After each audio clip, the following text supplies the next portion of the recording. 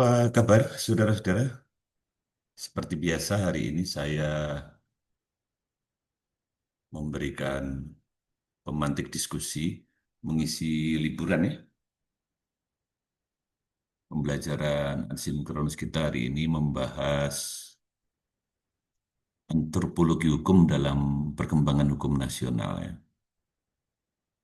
Saudara-saudara, kalau kita melihat bagaimana perkembangan semester ini, saya berharap saudara-saudara lebih banyak meningkatkan keterampilan untuk berargumen ya. Jadi teori-teori yang sudah saudara baca, yang sudah didiskusikan itu terus dilatih untuk dijelaskan ya.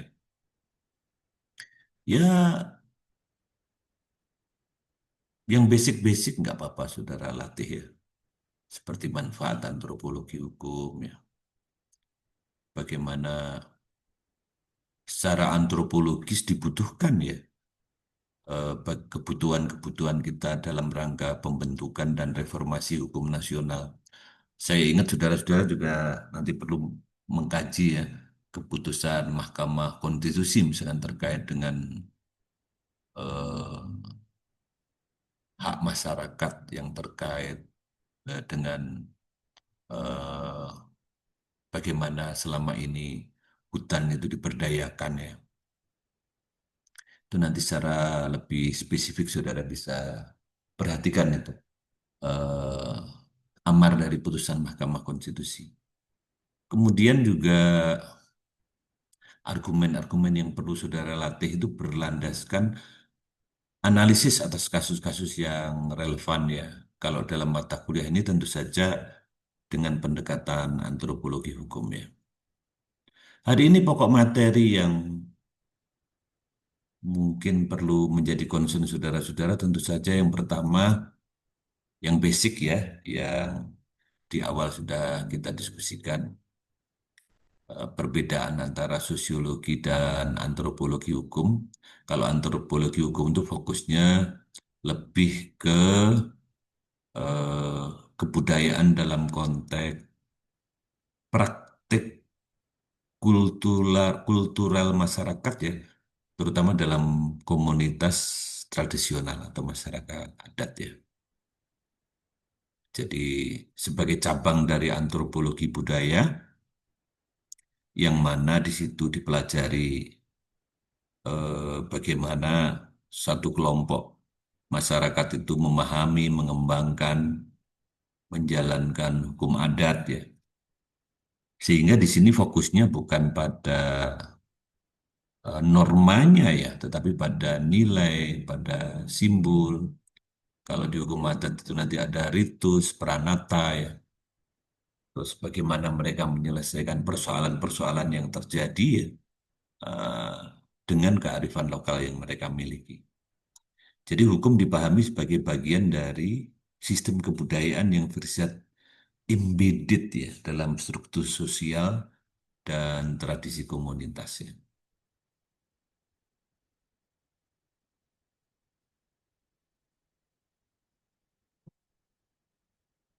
Nah ini kalau kita breakdown ya, perbedaan antara antropologi hukum dan sosiologi hukum, saudara bisa perhatikan termasuk nanti bagaimana kalau kita melakukan pengkajian itu metodenya ya, terus kemudian ruang lingkup kajiannya. Kalau di antropologi hukum tentu saja di komunitas adat ya. Kemudian bagaimana memahami hukum dari sudut pandang saudara-saudara kita yang masih memegang teguh adat itu ya. Ya, itu berbeda dengan kalau kita bicara dalam konteks sosiologi hukum. Nah, kalau kita bawa ke hukum nasional ya, maka kajian kita ini akan bagaimana melihat hukum lokal itu sebagai dasar dari pluralisme hukum di Indonesia. Dan tentu saja kalau kita lihat ada aja ya, ya yang dalam rangka kepentingan tertentu itu seolah-olah perlu dibenturkan itu ya. Antara kalau kita di lapangan nanti akan kentara sekali. Bagaimana teman-teman itu bisa tidak konsisten ya.